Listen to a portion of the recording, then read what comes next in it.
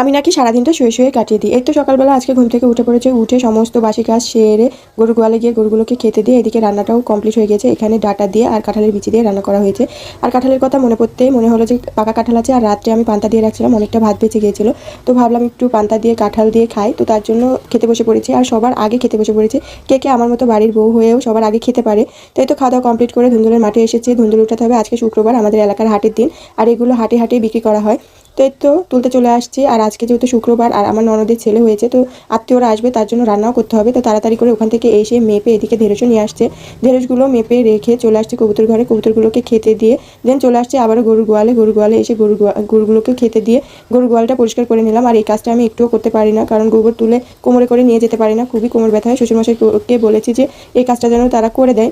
তো এই তো তারপরে আবারও গরুগুলোকে ধুয়ে পরিষ্কার করে দিয়ে দেন চলে আসছে আবারও গায়ে ধোয়াইতে। তো পরে নেক্সট পার্ট আসছে। আল্লাহ হাফেজ।